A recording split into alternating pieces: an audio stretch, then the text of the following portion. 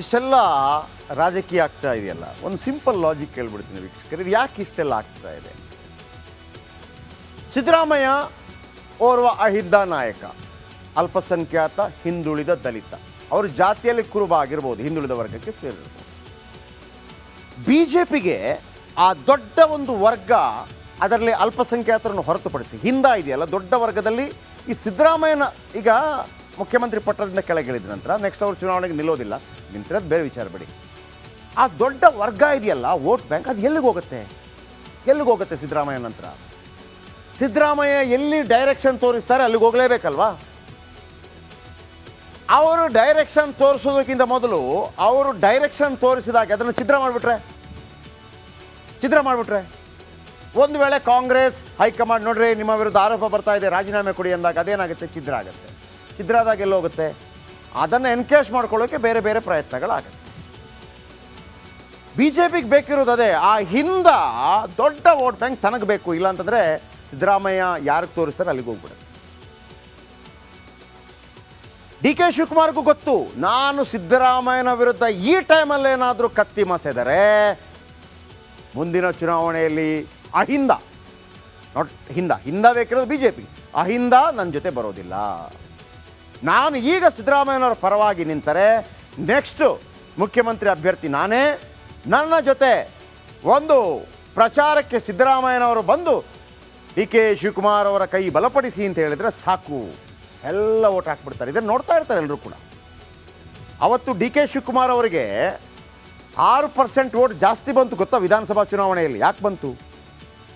ಕುಮಾರಸ್ವಾಮಿ ಅವರನ್ನ ಮುಖ್ಯಮಂತ್ರಿ ಮಾಡಿದ್ರು, ಕೈ ಎತ್ತಿ ಕುಮಾರಣ್ಣ ಒಮ್ಮೆ ಮಾಡಿದ್ದೀವಿ, DK ಆಗಲಿ ಅಂತ ಹೇಳಿ. BJPಗೆ ಏನಿದೆ, ಅದು ವೋಟ್ ಅಲ್ಲಿಗೆ ಹೋಗಬಾರ್ದು, ಇಲ್ಲಿಗೆ ಬರಬೇಕು. ಆ ಕಾರಣಕ್ಕಾಗ್ತಾ ಇರುವಂಥ ಕಸರತ್ತುಗಳು, ಆ ಕಸರತ್ತಿಗೆ ಸಿಕ್ಕಂಥ ಒಂದು ಅಂಶವೇ ಮುಡಾ ಹಗರಣ. ಇದರ ನಡುವೆ ಮತ್ತೊಂದು ನೆನಪಿಟ್ಕೊಳ್ಳಿ, ನಾಳೆಯಿಂದ ಒಂದು ಸುದ್ದಿ ಬರುತ್ತೆ, ಫಸ್ಟ್ ಅರೆಸ್ಟ್ ಆಗೋದು ಸಿದ್ದರಾಮಯ್ಯನ ಅಥವಾ ಯಡಿಯೂರಪ್ಪ ಅವರ. ನನಗೆ ಮೈಸೂರಿನಲ್ಲಿ ಮನೆ ಇರಲಿಲ್ಲ, ಈಗ ಮನೆ ಕಟ್ತಾ ಇದ್ದೀನಿ. ಹಿಂದೆ 2 ಮನೆ ಕಟ್ಟಿ ಮಾರ್ಬಿಟ್ಟೆ ಸಾಲ ತೀರ್ಸಕ್ಕೋಸ್ಕರ. ಒಂದು ಸೈಟ್ ತೋರಿಸ್ಲಿ ನೋಡೋಣ. ಈಗ ಕಟ್ತಾ ಇರ್ತಕ್ಕಂಥ ಮನೆ ಬಿಟ್ಟು ಒಂದೇ ಒಂದು ಸೈಟ್ ಇದ್ರೆ ತೋರಿಸ್ಲಿ ನೋಡೋಣ. ನಾನು ಮೈಸೂರು ನಗರದಲ್ಲಿ ಸುಮಾರು 45 ವರ್ಷದಿಂದ ರಾಜಕೀಯದಲ್ಲಿ ಇದ್ದೀನಿ, ವಕೀಲನಾಗಿದ್ದೆ, ತೋರಿಸ್ಲಿ ನೋಡೋಣ. ನನಗೆ ಆಸ್ತಿ ಮಾಡುವ ವ್ಯಾಮೋಹ ಇಲ್ಲ. ನಾನು ಇಷ್ಟೆಲ್ಲ ಅಧಿಕಾರ ಸಿಕ್ಕಿದ್ರು ಕೂಡ ನನಗೆ ಆಸ್ತಿ ಮಾಡ್ತಕ್ಕಂಥ ವ್ಯಾಮೋಹ ಬರಲಿಲ್ಲ, ನನ್ನ ಕುಟುಂಬಕ್ಕೆ ಬರಲಿಲ್ಲ. ನನ್ನ ಪತ್ನಿ ಸಾರ್ವಜನಿಕ ಕಾರ್ಯಕ್ರಮಕ್ಕೆ ಬಂದಿಲ್ಲ. ಧರ್ಮಪತ್ನಿ ಹೆಂಡತಿ ಪಾರ್ವತಿ ಯಾವತ್ತೂ ಕೂಡ ಸಾರ್ವಜನಿಕ ಸಭೆಗಳಿಗೆ ಬಂದಿಲ್ಲ. ನಾನು ಮಂತ್ರಿ ಆಗಲಿ ಮುಖ್ಯಮಂತ್ರಿ ಆಗಲಿ ಪ್ರಮಾಣ ವಚನ ಸ್ವೀಕಾರ ಮಾಡತಕ್ಕಂಥ ಸಮಾರಂಭಕ್ಕೂ ಬಂದಿಲ್ಲ. ಅವರು ತಪ್ಪು ಮಾಡಲಿಕ್ಕೆ ಸಾಧ್ಯನಾ? ನಾನು ತಪ್ಪು ಮಾಡಲಿಕ್ಕೆ ಸಾಧ್ಯನಾ? ನಮ್ಮದು ಶ್ರೀಮಂತ ಕುಟುಂಬ ಅಲ್ಲ. ನಾನು ಇವತ್ತಿಗೂ ಕೂಡ ನಮ್ಮ ಅಪ್ಪ ಶ್ರೀಮಂತ ಅಲ್ಲ, ನಮ್ಮ ಕುಟುಂಬ ಶ್ರೀಮಂತ ಕುಟುಂಬ ಅಲ್ಲ, ಆದ್ರೆ ಹೊಟ್ಟೆ ಬಟ್ಟೆಗೆ ನೇರವಾಗಿದ್ದಂತ ಕುಟುಂಬ. ಹೀಗೆ ನಾನು ಶ್ರೀಮಂತ ಅಲ್ಲ ಎನ್ನುವ CM ಸಿದ್ದರಾಮಯ್ಯನವರು ಮೈಸೂರಿನಲ್ಲಿ ಕಟ್ಟಿರುವ ಭರ್ಜರಿ ಬಂಗ್ಲೆ ಹೇಗಿದೆ ನೀವೇ ನೋಡಿ. ವಿನೋದ್ ಪಡ್ವಾರ್ಹಳ್ಳಿ, ರಿಪಬ್ಲಿಕ್ ಕನ್ನಡ, ಮೈಸೂರು. ಆಗಲ್ಲ, ಸಿದ್ದರಾಮಯ್ಯ ಅದಕ್ಕೆ ಅಂಕಿತ ಹಾಕಬೇಕು. ಬ್ರ್ಯಾಂಡ್ ಬೆಂಗಳೂರಿಗೆ ಕೇಳ್ತಾ ಇದ್ದಾಗೆ ಅಂಕಿತ ಹಾಕಿದ್ರು. ಹಾಗಾಗಿ ಒಂದಂತೂ ಬಹಳ ಸ್ಪಷ್ಟ ಆಗ್ತಾ ಇದೆ, ಇವರಿಬ್ಬರ ನಡುವಿನ ಕಾಂಬಿನೇಷನ್ ಅಥವಾ ಇವರಿಬ್ಬರ ನಡುವಿನ ಅಂಡರ್ಸ್ಟ್ಯಾಂಡಿಂಗ್ ಇದೆಯಲ್ಲ, ಅದು ಬಹುಶಃ ಬೇರೆ ಯಾರಿಗೂ ಅರ್ಥ ಆಗ್ತಾ ಇಲ್ಲ. ನಾವು ಭಾಳ ಸ್ಟ್ರಾಂಗ್ ಆಗಿದ್ದೀವಿ ಅನ್ನೋದನ್ನು ಇಬ್ಬರು ಕೂಡ ತೋರಿಸ್ಕೊಟ್ಟಿದ್ದಾರೆ. ನಾನು ನಿನಗಿದ್ದರೆ ನೀ ನನಗೆ ಅನ್ನೋದು ಪ್ರೂವ್ ಆಗಿದೆ. ಬಹಳ ಕ್ಲೀನ್ ಅಂತೆ, ಬಹಳ ಕ್ಲೀನ್ ಸ್ವಾಮಿ ಅಂತೆ. ನನಗೆ ಗೊತ್ತಿಲ್ಲ, ಮೊನ್ನೆ ಆಫೀಸರ್ಗಳು ಕೇಳಿದೆ ಏನಪ್ಪಾ ಅಂತ ಅಂದ್ಬಿಟ್ಟು, ಒಂದು 50 ಡಿನೋಟಿಫಿಕೇಶನ್ ಕೇಸ್ಗಳು, 50 ತತ್ತಿನೇ ಅಣ್ಣ, ತತ್ತಿನೇ. ಇದೇ ಮಾತು ಡಿಕೆಶಿಯ. ಇದೇ ಮಾತಿಗೆ ಕುದಿಯುತ್ತಿದ್ದ ಕುಮಾರಸ್ವಾಮಿ ಡಿಕೆಶಿ ವಿರುದ್ಧ ಬೆಂಕಿ ಉಂಡೆಗಳನ್ನೇ ಉಗುಳಿದ್ರು. ಅದೇ ನಾಲಿಗೆನ ಗಂಡಸ್ತನ ರಾಜಕೀಯ ಮಾಡಬೇಕು ಅಂತ ಕೆರಳಿ ಕೆಂಡವಾದ್ರು. ಪ್ರಜ್ವಲ್ ರೇವಣ್ಣಂದ CD ವಿಚಾರ ಏನ್ ಮಾಡಿದ್ರು, ಪೆಂಡ್ರೈವ್ ವಿಚಾರ ಏನ್ ಮಾತಾಡಿದ್ರು, ಏನೇನಾಯ್ತು ಅಂತೇಳಿ ಅವೆಲ್ಲ ಬಿಡಿಸಿ ಎಲ್ಲ ಅವರೇ ಮಾತಾಡಿದ್ದಾರೆ. ನಾನೇನು ಮಾತಾಡಬೇಕಾದ ಅವಶ್ಯಕತೆ ಇಲ್ಲ. ಎಲ್ಲ ಯೂಟರ್ನ್. ಫಸ್ಟ್ ನನ್ನ ಮೇಲೆ ಹೇಳಿದ್ರು, ತಿರ್ಗಾ ಅದಾರ ಪ್ರೀತಮ್ ಗೌಡ ಅಂತೆ, ತಿರ್ಗಾ ಒಂದು ಹೇಳಿದ್ರು, ತಿರ್ಗಾ ಅದಂತೆ. ಗಂಡಸ್ನಂತ ರಾಜಕೀಯ ಮಾಡಬೇಕು, ಮಾಡೋದಾದ್ರೆ ನನ್ನ ಕುಟುಂಬದ ಮೇಲೆ ನನ್ನ ಬಗ್ಗೆ ಚರ್ಚೆ ಮಾಡ್ತಾನೆ. ಯಾವ ನಪಮುಸರು ಮಾಡೋ ಕೆಲಸ ಮಾಡ್ಕೊಂಡು ಕೂತವನೆ. ನನ್ನ ಪ್ರಶ್ನೆ ಮಾಡ್ತಾನೆ. ಜನ ಬೆಳೆಸೋದು ನನ್ನ ಮಗನಾಗ್ಲಿ ಇನ್ನೊಬ್ಬ ಮಗನಾಗ್ಲಿ. ಇಷ್ಟೇ ಅಲ್ಲ, ಸುಖ ಸುಮ್ಮನೆ ಕೆಣಕಬೇಡ, ಹುಷಾರಂತ ಡಿಸಿಎಂಗೆ ಎಚ್ಚರಿಕೆಯನ್ನು ಕೊಟ್ರು. ಯಾರನ್ನು ಬಿಡ್ಲಿಲ್ಲ. ಅವ್ರ ಮಕ್ಕಳುಗಳಿಗೆ ದಾರಿ ಮಾಡ್ಕೊಳ್ಳೋಕೋಸ್ಕರ ಎಲ್ಲ ಜನತಾದಳದ ಎಲ್ಲ ನಾಯಕರುಗಳನ್ನ ಪಾರ್ಟಿ ಬಿಟ್ಟು ಓಡಿಸಿ ಕುಟುಂಬಕ್ಕೆ ಅನುಕೂಲ ಏನ್ ಮಾಡಬೇಕೋ ಮಾಡ್ಕೊಂಡು ಬಂದ್ರು. ಇದು ಜನತಾದಳದ ಇತಿಹಾಸ. ಮೊದಲು ನೆಟ್ಟಿ ಬದುಕದ್ ಕಲೀರಿ, ಕೆಡಕಿದ್ರಿ ಹುಷಾರು.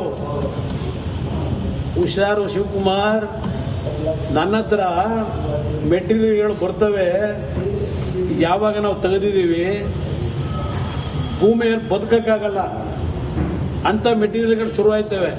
ನೋಡಿದ್ರಲ್ವಾ ಡಿಕೆಶಿ ದಳಪತಿ ನಡುವಿನ ರಣರಣ ಕಾಳಗವನ್ನ, ಚನ್ನಪಟ್ಟಣಕ್ಕಾಗಿ ನಡೆಯುತ್ತಿರೋ ಮಹಾಯುದ್ಧವನ್ನ. ಆದ್ರೆ ಮಾತಿನ ಭರದಲ್ಲಿ ನಾಯಕರು ನಾಲಿಗೆಯನ್ನ ಹರಿಬಿಡ್ತಿರೋದಂತೂ ಸುಳ್ಳಲ್ಲ. Bureau report, republic Kannada. ಜನಾಂದೋಲನ ಯಾತ್ರೆ ಅಲ್ವಾ? ಬಿಜೆಪಿ ಸಿದ್ದರಾಮಯ್ಯರ ಮೇಲೆ ಏನು ಆರೋಪ ಮಾಡಿತ್ತು ಅದಕ್ಕೆ ಉತ್ತರ ಕೊಡಬೇಕಾಗಿತ್ತು.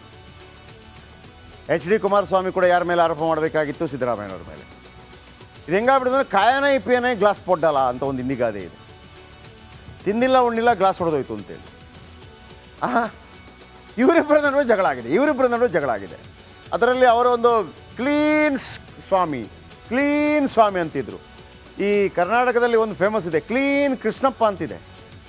ಕ್ಲೀನ್ ಸ್ವಾಮಿ ಹೊಸದು ಕೇಳ್ತಿರೋದು ನಾವು. ಎನಿವೆ, ಈ ನಡುವೆ ರೀತಿಯಲ್ಲೇ ಕಾರ್ಯಕ್ರಮವನ್ನು ಹಮ್ಮಿಕೊಳ್ಳಲಾಗಿತ್ತು. ಇಲ್ಲಿ ಸಿದ್ದರಾಮಯ್ಯ ಮತ್ತು DK ಶಿವಕುಮಾರ್ BJP ಮತ್ತು JDS ನಾಯಕರ ವಿರುದ್ಧ ಯಾವ ರೀತಿ ಕಿಡಿಕಾರಿದ್ರು ಮತ್ತು ತಾನು ಯಾವುದೇ ತಪ್ಪು ಮಾಡಿಲ್ಲ ಅನ್ನೋದನ್ನು ಸಿದ್ದರಾಮಯ್ಯ ಯಾವ ರೀತಿ ಸಮರ್ಥನೆ ಮಾಡಿಕೊಂಡ್ರು, ಬನ್ನಿ ನೋಡೋಣ.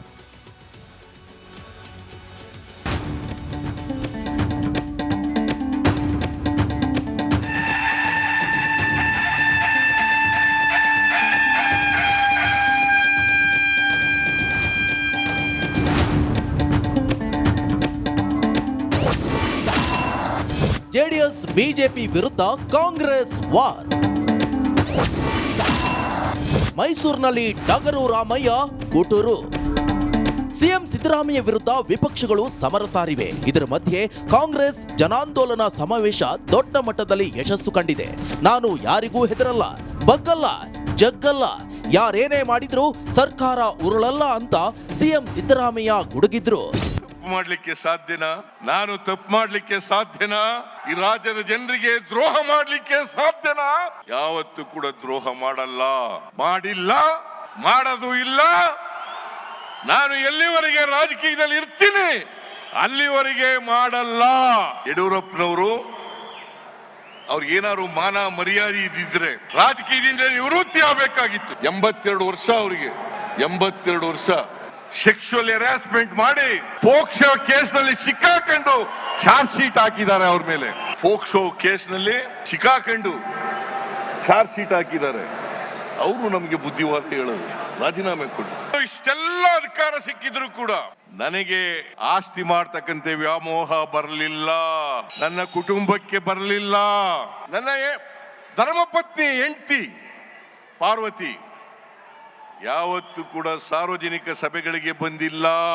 ನಾನು ಮಂತ್ರಿ ಆಗಲಿ, ಮುಖ್ಯಮಂತ್ರಿ ಆಗಲಿ, ಪ್ರಮಾಣ ವಚನ ಸ್ವೀಕಾರ ಮಾಡತಕ್ಕಂಥ ಸಮಾರಂಭಕ್ಕೂ ಬಂದಿಲ್ಲ. ನಿರೀಕ್ಷೆಯಂತೆಯೇ ಮುಖ್ಯಮಂತ್ರಿ ಸಿದ್ದರಾಮಯ್ಯಗೆ ಉಪಮುಖ್ಯಮಂತ್ರಿ DK ಶಿವಕುಮಾರ್ ಸಾಥ್ ಕೊಟ್ರು. ಬಿಜೆಪಿ ನಾಯಕರ ವಿರುದ್ಧ ಗುಟುರು ಹಾಕಿದ್ರು. ವಿಜೇಂದ್ರ, ಅಶೋಕ, ನಿನಗೆ ರಾಜೀನಾಮೆ ಬೇಕಾ? ಕಲ್ಲು ಬಂಡೆ ಅಂತ ಹೇಳಿ ಮಾಧ್ಯಮದವ್ರು ಹೇಳಿದ್ರು. ಕಲ್ಲು ಪ್ರಕೃತಿ, ಕಡದರೆ ಆಕೃತಿ, ಪೋಷಿಸಿದ ಸಂಸ್ಕೃತಿ. ಈ ಬಂಡೆ ಸಿದ್ದರಾಮಯ್ಯನ ಜೊತೆ ಇದೆ. ಈ ಮಾತನ್ನ ಈ ಸಂದರ್ಭದಲ್ಲಿ ಹೇಳಲಿಕ್ಕೆ ನಾನು ಬಯಸ್ತಾ ಇದ್ದೇನೆ. ನಾನು ಒಂದ್ ಹೇಳ್ತೀನಿ, 17 ಜನ ಇದ್ರು. ಎಂಪಿಗಳು. ಸಿದ್ದರಾಮಯ್ಯನವರು ಡೆಪ್ಟಿ ಸಿಎಂ ಇದ್ರು, ಅವ್ರನ್ನೂ ಸಹಿಸ್ಲಿಲ್ಲ. ಅವ್ರ ಎಂಪಿಗಳು ಒಬ್ಬರು ಅವ್ರ ಜೊತೆ ಯಾರು ಎಂಪಿ ಆಗಿದ್ರು ಅವರು ಇಲ್ಲ. ಅಲ್ಲ ವಿಜೇಂದ್ರ, ನಿಮ್ಮಪ್ಪ ಯಾಕೆ ರಾಜೀನಾಮೆ ಕೊಟ್ರು? 2 ಬಾರಿ ನಿಮ್ ತಂದೆ ಯಾಕೆ ರಾಜೀನಾಮೆ ಕೊಟ್ರು? ಫಸ್ಟ್ ಅದು ನೀನ್ ಲೆಕ್ಕ ಇಡಬೇಕು. ಇಲ್ಲಿ ನಾಳೆ ಮೈಸೂರಲ್ಲಿ ಬಂದು ಇದೇ ವೇದಿಕೆಯಲ್ಲಿ ಭಾಷಣ ಮಾಡ್ತೀಯಲ್ಲ, ನೀನು ವಿದೇಶಕ್ಕೆ ಲಕ್ಷ್ಮೀ ವಿಲಾಸ್ ಬ್ಯಾಂಕ್ ನಿಂದ ವಿದೇಶಕ್ಕೆ RTGS ಮಾಡಿದ್ಯಲ್ಲ, ಯಾಕೆ ಮಾಡ್ದೆ? ಯಾಕೆ ನಿಮ್ಮಪ್ಪ ಕಣ್ಣೀರ್ ಹಾಕಿದ್ರು? ಇದಕ್ಕೆ ಉತ್ತರ ಹೇಳ್ಬೇಕು ಫಸ್ಟು. ಸಿದ್ದರಾಮಯ್ಯ ವಿರುದ್ಧ ದೋಸ್ತಿ ಪಾದಯಾತ್ರೆಗೆ ತಡೆ ಬಿದ್ದಿದೆ. ಸಿದ್ದಲಿಂಗಪುರದಲ್ಲಿ ದೋಸ್ತಿ ನಾಯಕರನ್ನ ತಡೆಯಲಾಗಿದೆ. ಪೊಲೀಸರು ಕಾರ್ಯಕರ್ತರ ನಡುವೆ ಮಾತಿನ ಚಕಮಕಿ ನಡೆಯಿತು. Bureau report, republic Kannada.